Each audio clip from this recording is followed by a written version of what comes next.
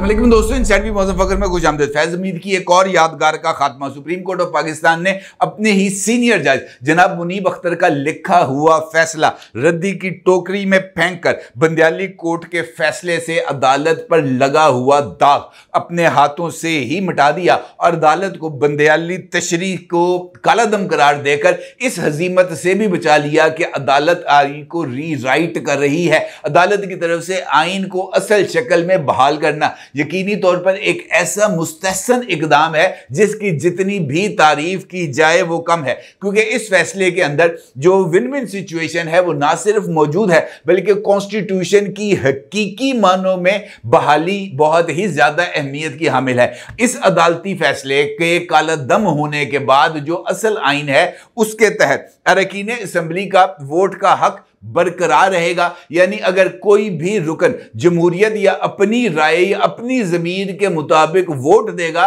तो उसके ऊपर किसी तरह की कोई पाबंदी नहीं होगी, उसका वोट गिना जाएगा। अलबत्ता पार्लिमानी पार्टी या पार्टी चेयरमैन के पास इस बात का इस्तेहकाक मौजूद होगा कि वो चाहे तो अपने रुकन असेंबली के इस वोट के हक को तस्लीम करते हुए उसकी खता को माफ कर दे या उसको अपनी जमात में बरकरार रखे, और अगर चाहे तो रुकन असेंबली के खिलाफ रेफरेंस स्पीकर नेशनल असेंबली को भिजवाए, जो नाअहली के नोट के साथ चला जाएगा इलेक्शन कमीशन, और इलेक्शन कमीशन स्पीकर ऑफिस की तरफ से रेफरेंस मौसूल होने के 24 घंटे के अंदर पार्टी पॉलिसी के खिलाफ वोट देने वाले रुकन असेंबली की नाअहली का नोटिफिकेशन जारी कर देगी। और यही वो हकीकी जमहूरियत है जिसकी बुनियाद 1973 के कॉन्स्टिट्यूशन में रखी गई थी। अब इस सूरत हाल में सवाल है कि क्या मौजूदा टाइमिंग से अदालती फैसले की तशरीह को मुतासर किया जा सकता है, या क्या मौजूदा सूरत हाल में इस अदालती फैसले के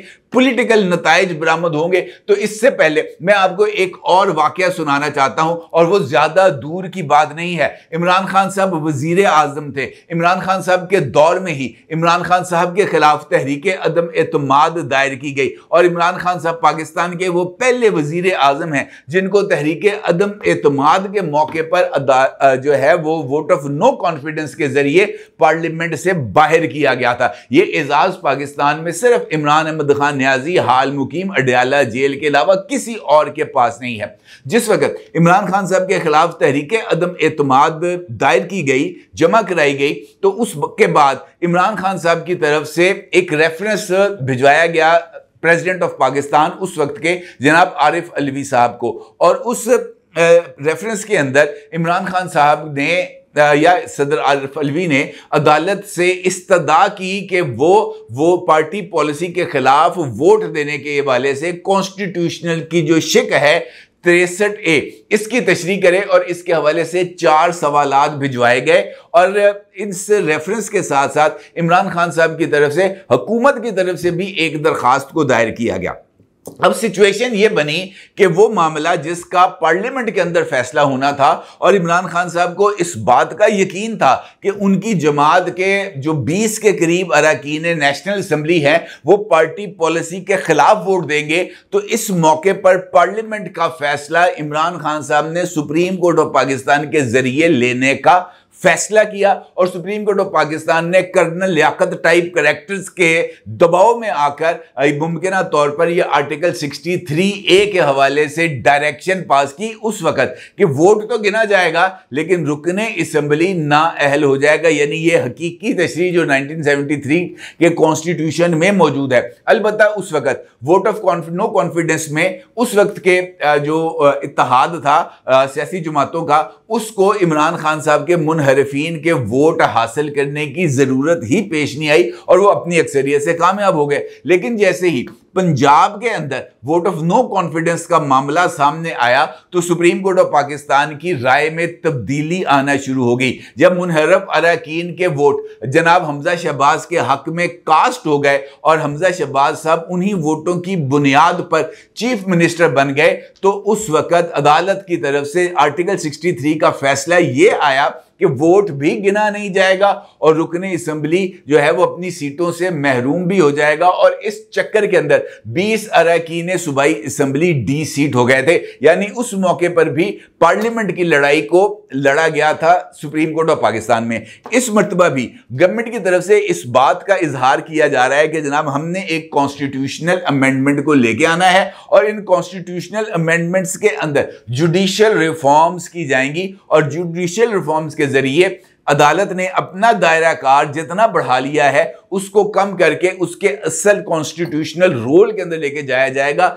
जिसको 1973 के कॉन्स्टिट्यूशन के अंदर डिफाइन किया गया है। और इस मकसद के साथ साथ इसके बारे में भी फैसला किया गया है कि वो चार्टर ऑफ डेमोक्रेसी जो मुहतरमा बेनज़ीर भुट्टो शहीद और नवाज शरीफ साहब के दरमियान साइन किया गया था और उस वक्त पार्लियामेंट की दीगर जमातों ने भी ये जो चार्टर ऑफ डेमोक्रेसी है इसके ऊपर दस्तखत किए थे, तो ये एक ऐसा मुत्तफिका डॉक्यूमेंट है जो इस वक्त हमारे पास मौजूद है। और इसी मुत्तफिका डॉक्यूमेंट के अंदर इस बात का जिक्र किया गया था कि आईनी तनाज़ात को हल करने के लिए एक अलग कॉन्स्टिट्यूशनल कोर्ट बनाया जाएगा और यह मिसाके जमहूरियत का एक अनफिनिश्ड एजेंडा था। मौजूदा हालात में इस बात की जरूरत को महसूस किया गया कि इसी अनफिनिश्ड एजेंडे को पाए तकमील तक पहुंचाने के लिए इससे ज्यादा बेहतर कोई और टाइम नहीं है, इस वजह से कि अदालत के अंदर आईन के मुताबिक फैसले नहीं लिए जा रहे। अब फैसले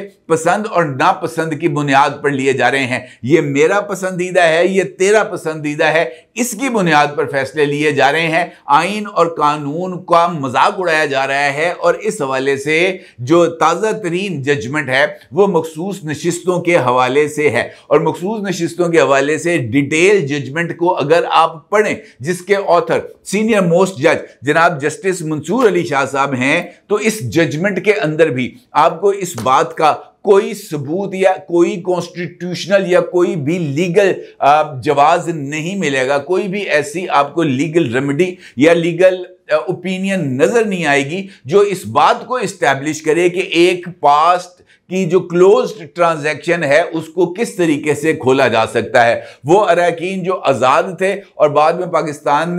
की जो एक दूसरी जमात है सुन्नी इत्तेहाद काउंसिल उसके अंदर शामिल हो गए और उसके अंदर शामिल होने के बाद उन्होंने अपने बयान हल्फी यानी मैं अल्लाह को हाजिर नाजर जान के बताता हूं कि जनाब मैं सुन्नी इत्तेहाद काउंसिल का मेंबर हूं और सुन्नी इत्तेहाद काउंसिल के ही आइन पर अमल दरामद करूंगा, ये बयान हल्फी जो इलेक्शन कमीशन ऑफ पाकिस्तान है उसके अंदर दायर किए गए। और फिर उसके बाद जनाब ये फैसला आ जाता है कि सुन्नी इत्तेहाद काउंसिल के अंदर जाने वाले लोग पाकिस्तान तहरीक इंसाफ के अंदर चले जाएं और जो पुराना बयान हल्फी जो अल्लाह ताला को हाजिर नाजर जान के दिया गया था वो खत्म हो जाएगा और नया बयान हल्फी आएगा कि जनाब अब मैं अल्लाह को हाजिर नाजर जान के कहता हूं कि मैं पाकिस्तान तहरीक इंसाफ का हामी और वफादार रहूंगा। ये एक ऐसा लकूना है इस जजमेंट के अंदर जिसको किसी भी तौर पर एड्रेस नहीं किया गया, जो इस बात की तरफ इशारा कर रहा था कि ये जो फैसला है ये जाती पसंद नापसंद कल्ट फॉलोइंग फैन फॉलोइंग या फैमिली प्रेशर के जरिए ही दिया गया है।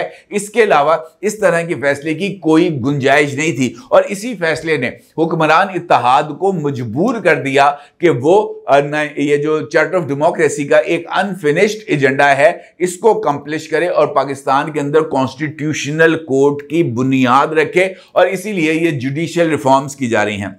मौजूदा हालात में पाकिस्तान तहरीक इंसाफ को इस बात का गुमान है कि अगर ये कॉन्स्टिट्यूशनल अमेंडमेंट्स हो जाती हैं तो पाकिस्तान तहरीक इंसाफ का जो अदालतों के अंदर ईमानदारी का वायरस है उसका मुकम्मल तौर पर कला कमा भी हो जाएगा और पाकिस्तान के टॉप आइंदार जो अब रिटायर हो चुके हैं वो इस कॉन्स्टिट्यूशनल कोर्ट के मेंबर बन जाएंगे और वो आइंदार किसी भी तौर पर ईमानदारी से इन्फ्लुएंस नहीं होंगे और यही वो खतरा है जिसको भांप कर इमरान खान साहब ने इस अदालती कार्रवाई को मुतनाज़ा बनाने की कोशिश की और इस आईनी तरमीम के रास्ते में रुकावट डालने के लिए ये जलसे जुलूस और मुजाहरों के सिलसिले का आगाज किया और आज अदालत को वाज़ेह तौर पर यह पैगाम दिया कि जनाब अगर आपने इस बारे में कोई फैसला किया, क्योंकि उस फैसले को तो हमने तस्लीम करना नहीं है, अलबत्ता इस अदालत को भी हम तस्लीम नहीं कर रहे। वो कमेटी जिसने ये बेंच बनाया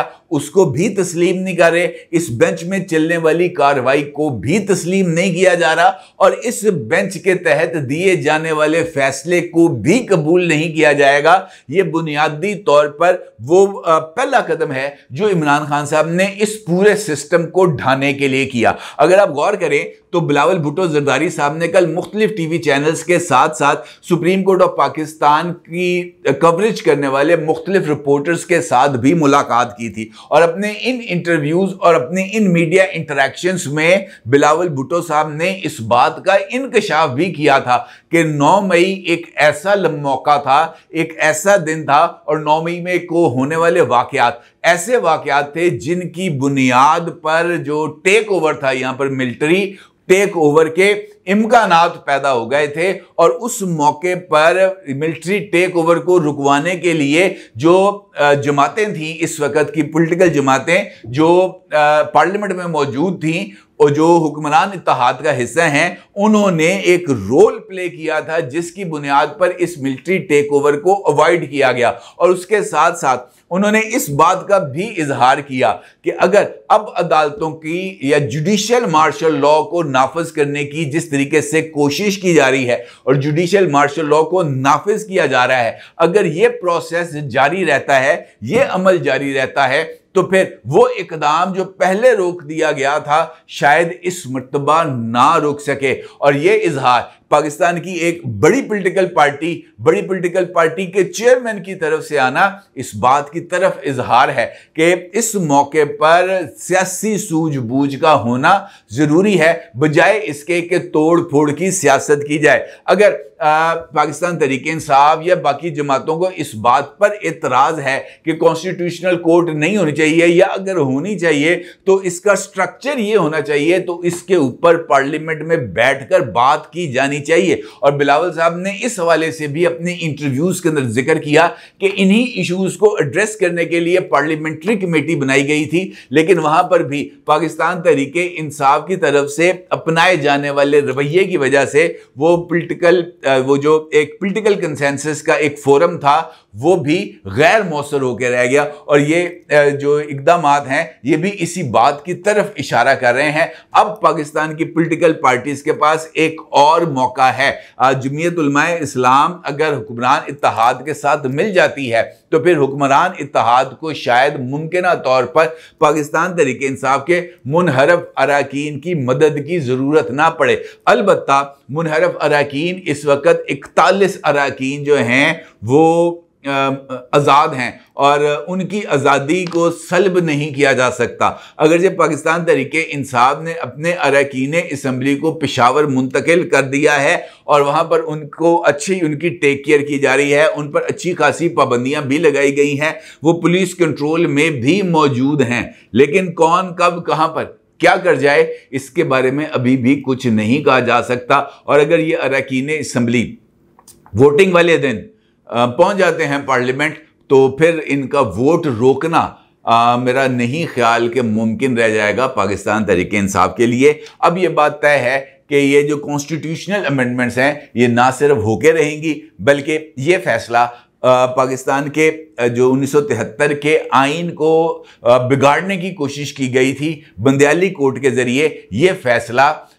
उस कॉन्स्टिट्यूशन को अपनी असल शक्ल में बहाल करेगा जो कि एक मुस्तहसन इकदाम है। अपनी राय का जरूर इज़हार कीजिएगा। आपको बहुत शुक्रिया। अल्लाह हाफिज़।